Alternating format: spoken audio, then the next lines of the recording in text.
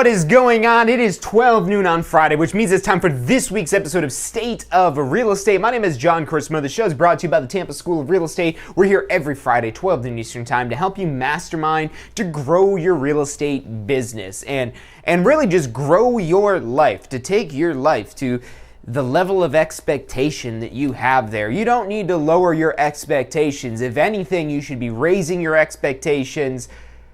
And we're going to talk about how to get yourself there. It's all about control, about shifting the control from other people being in control of your future to you being in control of your future. And look, it doesn't matter whether you're an employee or an independent contractor or a self-employed business person or whatever the case may be.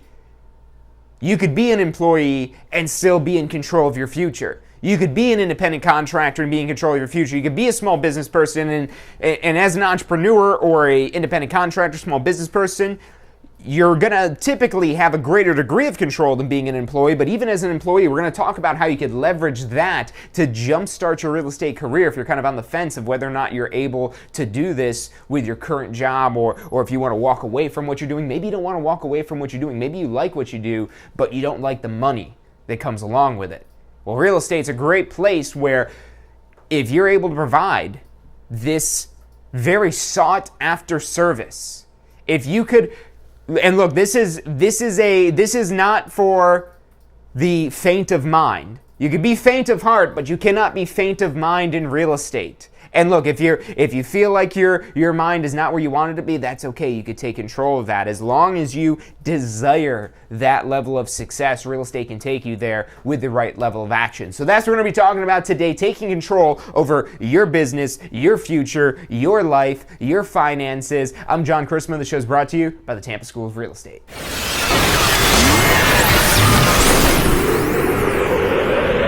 You are watching State of Real Estate. Every Friday at 12 noon Eastern Time. Grow your real estate business. You're watching State of Real Estate.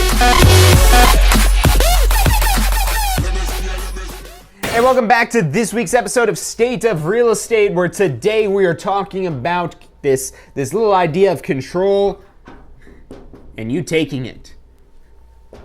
You don't like the word take, use the word shift. It's not that you're taking it, it's that you're shifting the control from who has it to yourself. And there's a lot of factors. There's a lot of things that we get frustrated with the controls. Whether it's laws and rules that you may or may not agree with, that could be frustrating, that you're not in control of those items. Or when it comes down to your finances.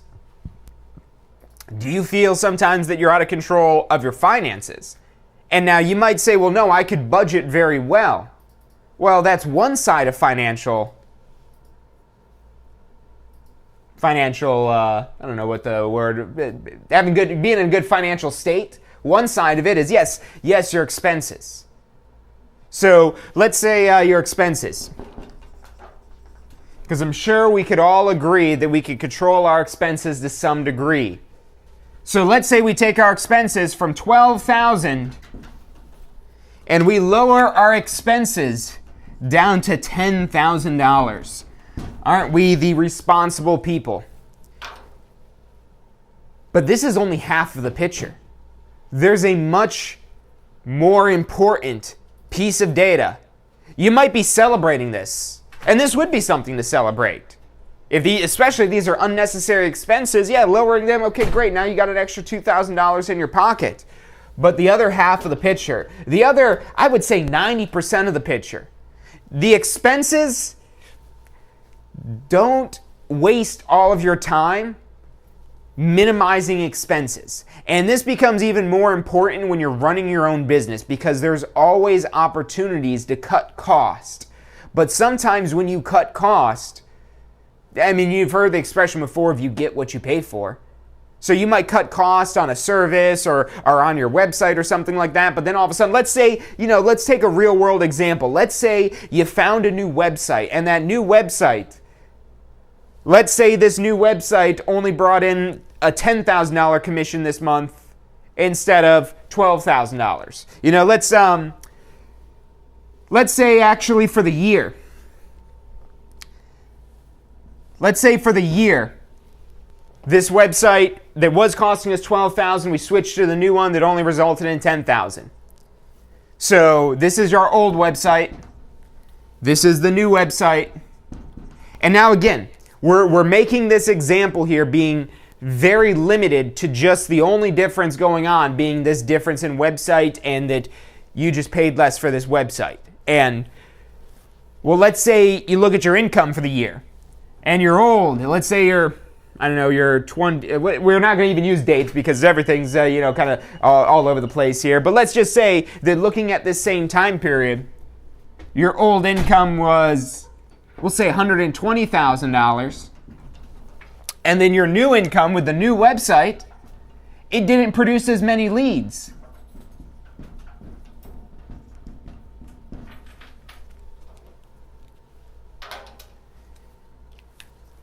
So now, was that the smart move to cut cost? Not at the expense of income. Now, sometimes it's difficult to make this connection, especially in the business world, because it's so hard to identify sometimes what factors are affecting what results. But let's say you've been able to pretty clearly identify that this was your website. Again, that's the situation I set up here, that the only difference you're making at all is just your website. And you went from investing in a website that cost $12,000 a year, about $1,000 a month. You found one a little bit cheaper, maybe about $800 a month. You're saving maybe about $200 a month here or so. So you're thinking you're making out with more money in your pocket, and yes, you get $2,000 more in your pocket here, but you're getting $20,000 less in your pocket here. So your $2,000 of savings cost you another $20,000 in commission because this inferior website didn't create as many leads. Now look, don't take this the wrong way. This website example, this doesn't mean that you need the most expensive website to get the most business. That's not the case at all. What I'm suggesting here is that you've got to focus on this line.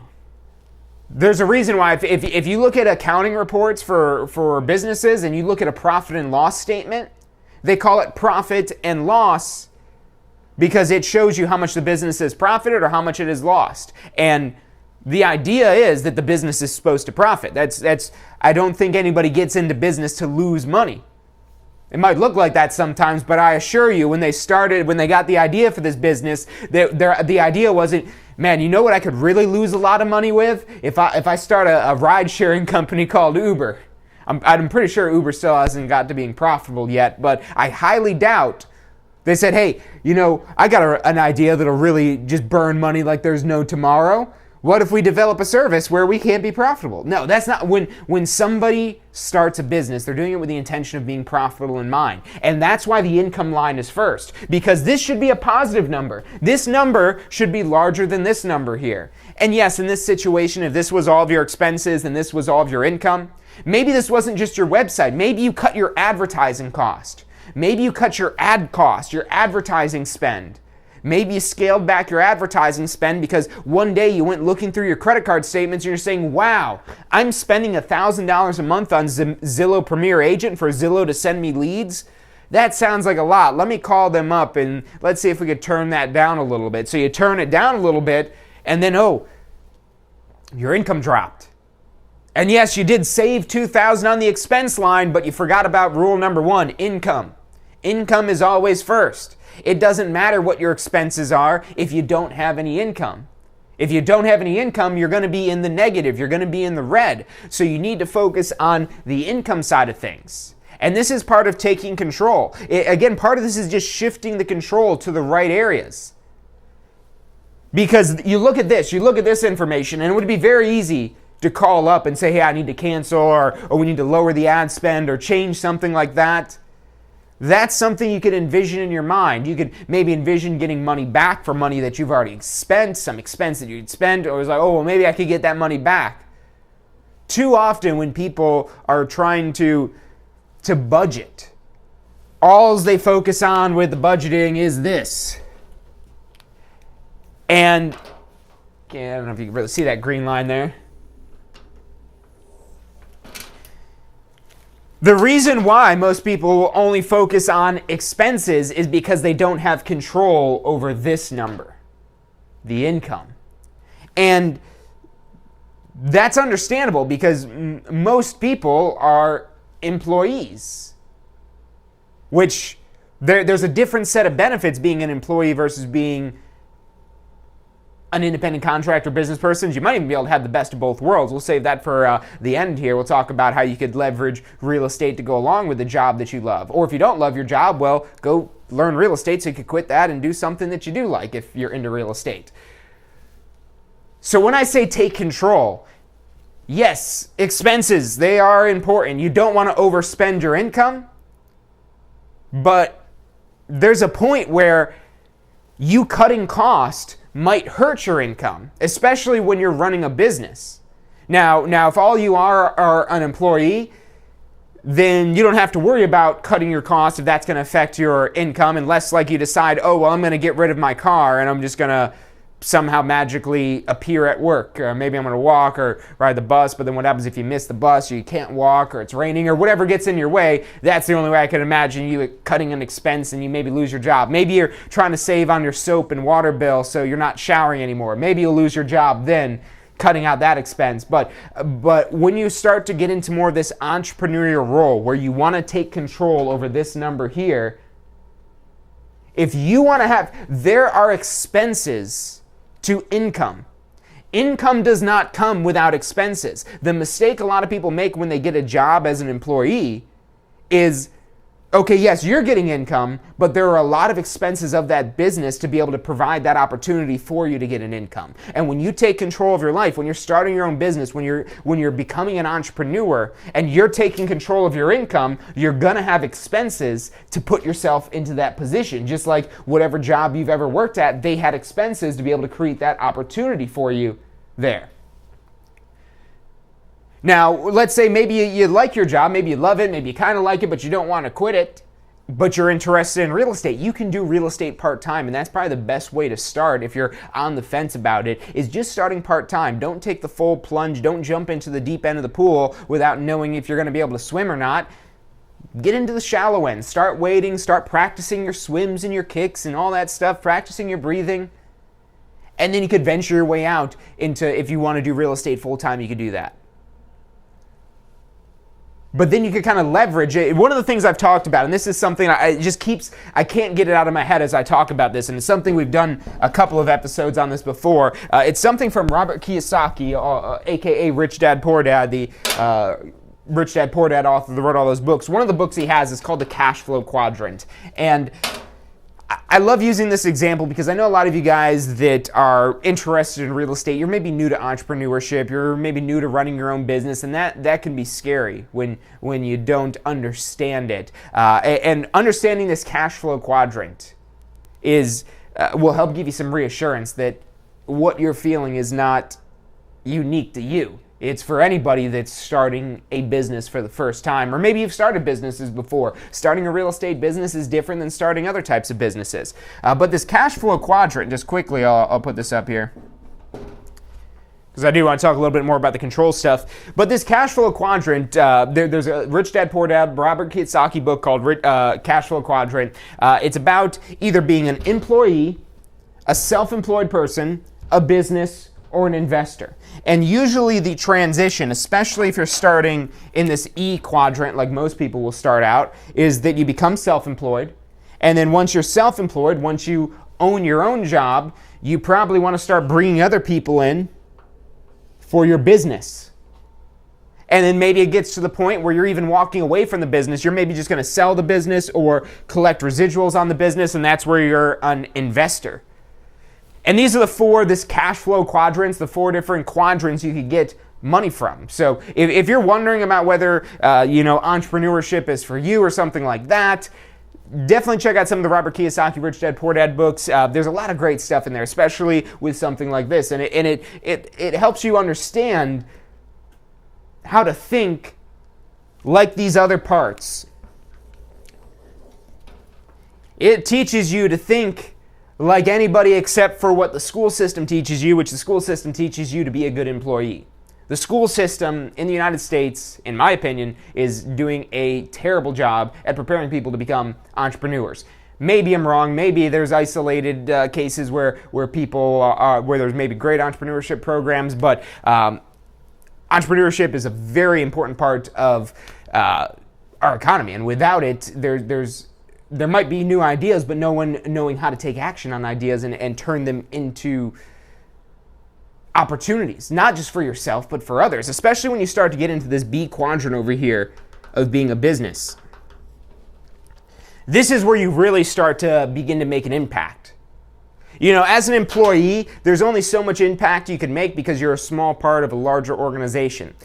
Then when you become self-employed, you're a one-man or one-woman operation. And as a self-employed person, you're solely responsible for everything that you do with your clients. But then as you start to become more of a business, yes, you might be able to impact a lot of people in a big way here, but then you could start to bring in other people and train them and develop a culture that fits your brand personality. And you could establish a business that could impact significantly more people. And the money, well, that's just keeping score on all this stuff here. If you get at the root of this to helping people, if you take control of your life and ask yourself, how can I help people? And is there any chance I might get paid for helping these people do these things? Because there are things that you might help people do where there's zero opportunity for you to have any financial gain whatsoever. And they might be noble causes, but at the same time, we need money to be able to live. And if you want to be able to help others, you could help others at a much more significant scale with the help of money. So, again, this take control portion of this is really the biggest thing that you could do regardless of where you're at in life, whether you're whatever part in that quadrant that you're in, whether you're an employee, you just started out as a self-employed person, maybe you're hiring your first people, maybe you're running a large organization, maybe you're just an investor. Regardless of how you earn money, how you get cash flow, one of the biggest, most important things that you want to take control over is your intelligence. Now you might say, well, John, I can't control my intelligence. Yes, you can. It's called development. Personal development. You want to lose weight? You might hire a personal trainer. Maybe when you're in school, you hired a tutor. Just because something doesn't make sense to you right away doesn't mean that you can't do it.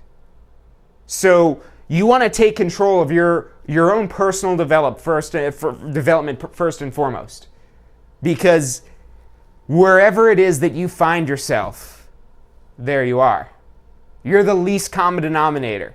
Wherever it is you are in life, you'll be there. So why don't you make yourself the best self it is that you can? Whether that's physically, health-wise, mentally, emotionally. Because if that part is broken, it's going to be significantly harder to do greater and grander things. Because you might not have the capacity to do it. And I like to use the physical aspect of this. So imagine if you wanted to pick up something that's heavy. Imagine picking up something that's very, very, very heavy, almost to the point of where you're about to drop it. It's so heavy. Would that be difficult? Would that be difficult? Would that maybe make you sweat? Maybe make you a little anxious and nervous that you might drop this item? But let's say you set the item down. And then for the next 6 months, every single day, you start doing push-ups, sit-ups, chin-ups. You're running. You're putting in conscious, intentional effort with this theory that if you put in this practice, that you might be able to lift that heavy item. And obviously, after working out 6 months straight, you're going to go to lift that heavy item and you're going to say, oh, wow, this is a lot lighter. Oh, look at this. I could juggle it around like that. Maybe you can't juggle it, but your intentional effort, You might not notice. If you go to try to lift up that same heavy item every single day, you're not going to notice the change. But if you look at a broad enough period of time, and that's what we've got to, again, take control and be conscious of. It's easy to feel burnt out and frustrated when you feel like your tires are just spinning in the mud and you're not getting anywhere. And if you just focus on that present moment, it could be extremely frustrating. But then when you look back and you see how far it is that you've came, well, maybe what I'm doing is working. Maybe what I'm doing, although it's really slow, it's working. And there's a point where you've got to realize that it's working. And when you get to that point where you realize it, you might not get there. But if you do get to that point where you realize it's working, that lights a fire inside of you to double down, because now you know it works. It's not just that you think it works. It doesn't matter how confident it is that you are. The most confident people in the world have their doubts. Especially sometimes when that comes back to us. Because sometimes our pride and our emotions gets in the way of our logical thinking. And so, until we know something for sure, we don't always believe in it 100%. And that's something that when you're starting a new business can really slow you down a lot. But then when you start to see with your own eyes that it's actually working, that you're actually getting results, well, game over. You've got proof that it works, so now you just need to keep doing it, maybe do it more, do it better, do it faster, so you can produce results faster. But you need to get to that spark. And so there's going to be a lot of, if you've seen on TV where they're starting a fire doing this is what it feels like when you're starting out. But you can't get tired. You got to keep going, because eventually you'll get your spark. And when you see that spark, you're like, oh, it's working. And then you start going faster because you want to accelerate this. So take control of your personal development. This is one of the biggest things that you can do to make yourself a better tool for whatever it is that you're trying to achieve, whether it's finances. Maybe finances are your problem right now. Well, you could make yourself into a better financial tool. You need to make yourself a financial tool that yes, you can control this, but everybody can control this, but also this. This is the thing that, especially if you're new to this, especially if you have been in a situation where you haven't figured out that, oh, well, I could invest money to produce income, or that's maybe new to you. Yes, it makes sense to everybody. Yes, I can invest money to produce income, but when that's new, it's scary. It's scary because everything you've been doing up until this point has all been about preserving this. And now when you're taking some of this to be able to create this, that's scary because everything you've always known has been all about preserving this and minimizing your expenses. But once you're able to take control of your income, then these expenses don't matter as much. I mean, when I put this $120,000 number up here, you might be wondering, well, why are you worried about the $2,000 here?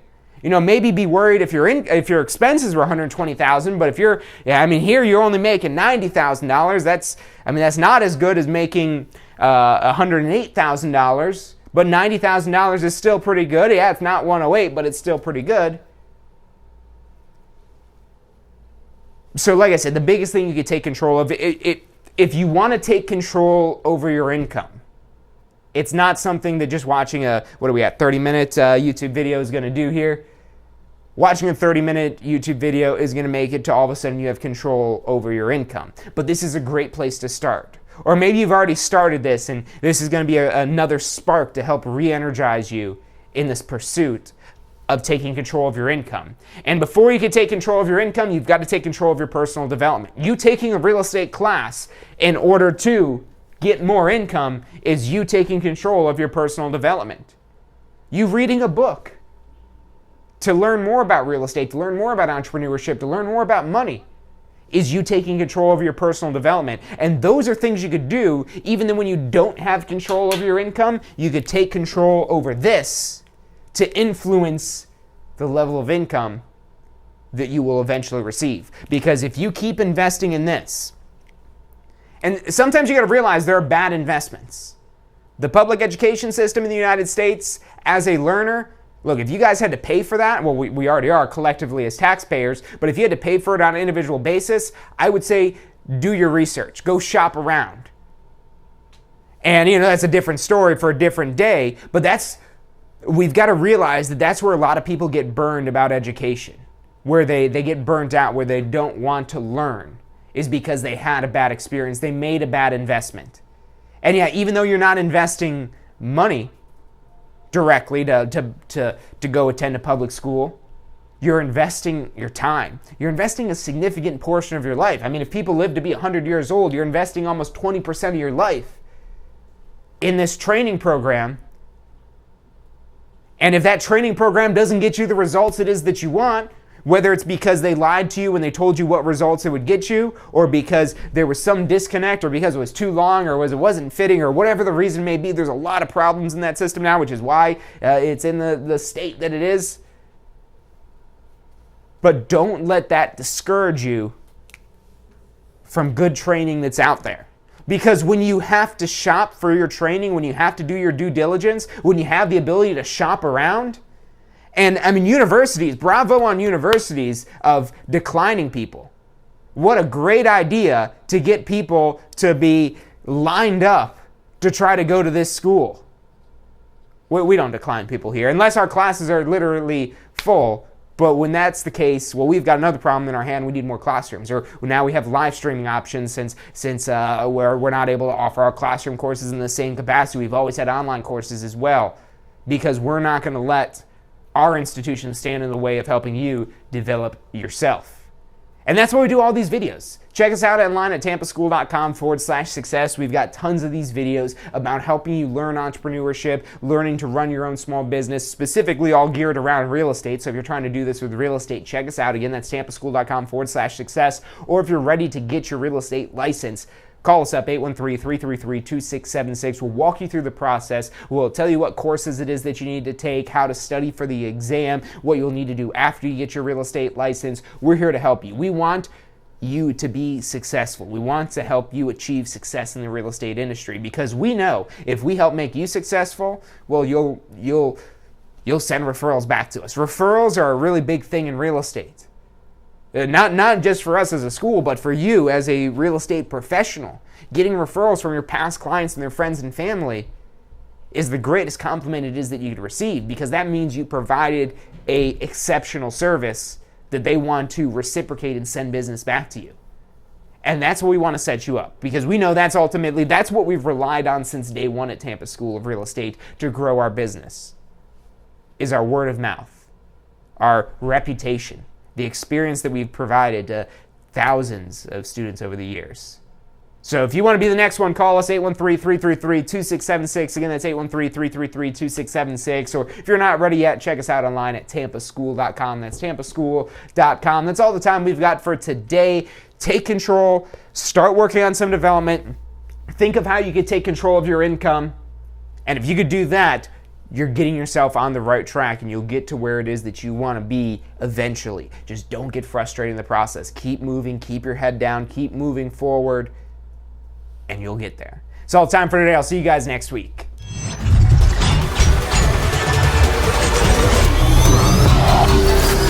The most powerful tool to study for your real estate exam is the Question Simulator from Tampa School of Real Estate. We've used our years of experience in preparing students for the Florida real estate exam to bring you the most powerful exam study tool available. In the Question Simulator, you'll be able to go directly to a particular unit so you can focus on the sections where you need the most practice. We have also included the percentages of each unit so you know which units are the most important for your real estate exam. Every question will immediately give you detailed feedback, which is almost always more important than the question or the answer themselves. After completing all the questions in a particular unit, you can go through question by question and review any that you've gotten wrong. You could also print out a report at the end of each quiz. The Question Simulator from Tampa School of Real Estate is 100% mobile compatible, so you can practice with test questions anywhere you have your phone with you. Enroll now at questionsimulator.com and get ready to pass your exam. State of Real Estate. Every Friday at 12 noon Eastern Time. Grow your real estate business. watching State of Real Estate.